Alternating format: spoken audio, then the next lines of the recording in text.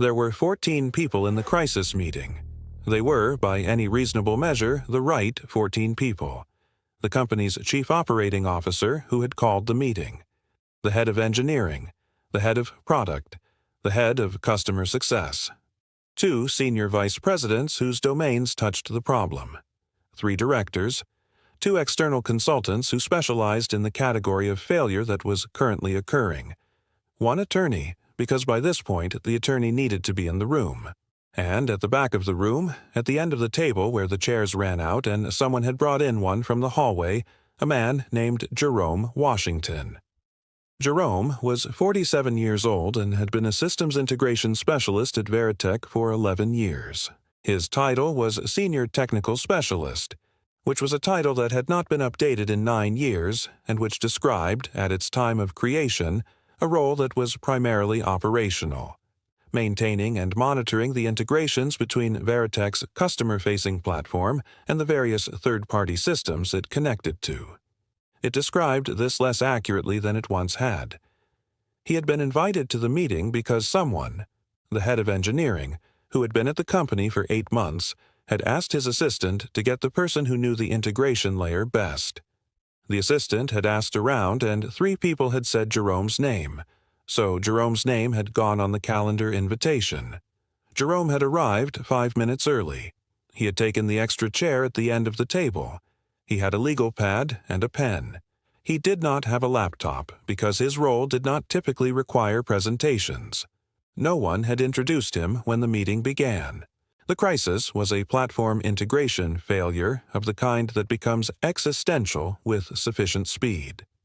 Veritek's platform connected client companies to a network of 43 external data providers, financial data, market analytics, regulatory feeds, and several specialized industry datasets that Veritek's clients used as inputs to their own operations.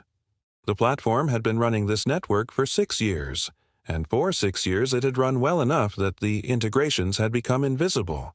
The specific invisibility of infrastructure that nobody thinks about because it has never failed. It had failed. Not all of it. 17 of the 43 provider integrations had simultaneously begun returning malformed data. Not errors, not outages, but data that passed all format validation checks and failed all content accuracy checks. Data that looked correct and was not. The cause, as far as the engineering team had been able to determine in the 60 hours since the failure began, was a change in an authentication protocol used by the 17 affected providers. The providers had updated their OAuth implementation to a newer specification version. Veritek's integration layer was running an older version. The mismatch was producing responses that technically succeeded at the protocol level and failed at the data integrity level. The solution, in principle, was to update Veritek's OAuth implementation. The problem, in practice, was that Veritek's integration layer was not a clean, well-documented, recently maintained system. It was 11 years old. It had been built in 3 phases by 3 different teams, using 3 different approaches to authentication that had been partially standardized twice without complete success. It was, in the language of engineers who encountered it fresh, a legacy system, which was the professional way of saying, "This works, we mostly know how it works, and touching it is something we do with significant caution." The head of engineering had been trying to update the OAuth implementation for 60 hours. He had been unable to complete the update because every path into the authentication layer surfaced dependencies and interactions that were not documented and whose behavior under modification was unpredictable. He had been engineering for 20 years. He was not a person who admitted uncertainty easily. He was currently admitting it. The meeting had been running for 40 minutes when Jerome Washington said his first word. He had listened to the full briefing. He had listened to the engineering head's description of the 3 failed approaches they had tried. He had listened to the external consultants describe the OAuth specification mismatch and offer 2 potential resolution pathways, both of which involved touching parts of the integration layer that had not been touched in 3 years. He had been writing on his legal pad. Not notes about what other people were saying, his own notes, working through something in his head. The legal pad covered in a combination of abbreviated text and small diagrams that would have been opaque to anyone who tried to read them. The COO was in the middle of a sentence about client communication strategy when Jerome said, "The authentication layer has a bypass mode." The room paused. 14 people looked at the end of the table. Jerome looked up from his legal pad. "In the second phase build," he said, "the team ran into a similar version mismatch with the provider group. This was 2018, before I imagine any of you were here. They built a middleware translation layer as a temporary fix while the core authentication was being updated. The translation layer was supposed to be removed when the core update was complete.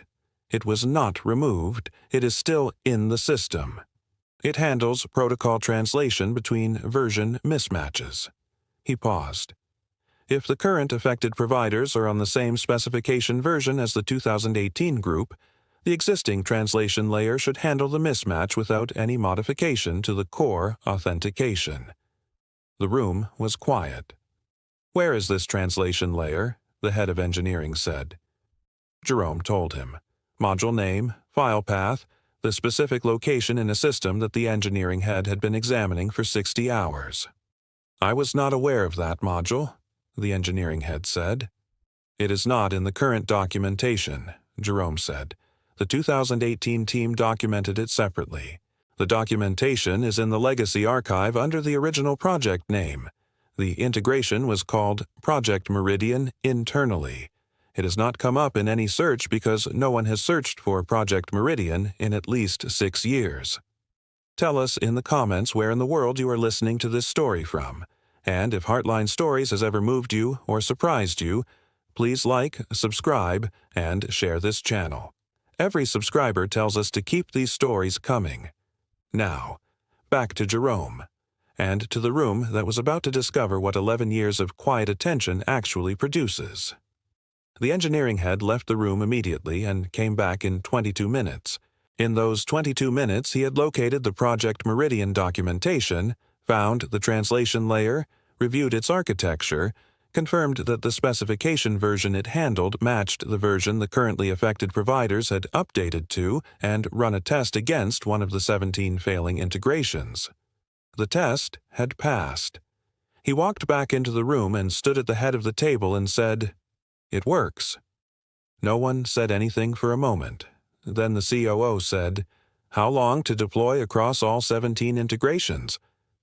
2 hours, the engineering head said. "Maybe less." The COO looked at the 2 external consultants, then at his directors, then, after a pause that was perhaps a beat longer than the others, at the end of the table. "Jerome," he said. "Yes," Jerome said. "How did you know about that module?" Jerome considered the question. "I have been working with this integration layer for 11 years, he said. "In 2018, I worked on the Project Meridian build. I was not on the core team. I was doing the monitoring and testing for the translation layer once it was deployed. I set up the alerts. I have been watching those alerts for 6 years. They have never triggered, so nothing has ever prompted me to mention the module." "You have been watching alerts for a module that nobody else knew existed," the COO said. "Yes," Jerome said. "For 6 years." "Yes," Jerome said. "It was part of my monitoring setup. I included it because I was not sure whether it would ever be needed, and including things you are not sure about seemed preferable to not including them." The room was quiet. The deployment was complete in 94 minutes. All 17 failing integrations were restored. The malformed data stopped. The clients who had been receiving corrupted outputs received clean data. The client communication team, which had spent 60 hours managing a crisis that had no resolution to point to, had a resolution to point to. The attorney, who had said nothing during the entire meeting, packed up his briefcase and said, on his way out, "Nice to have a good outcome for once."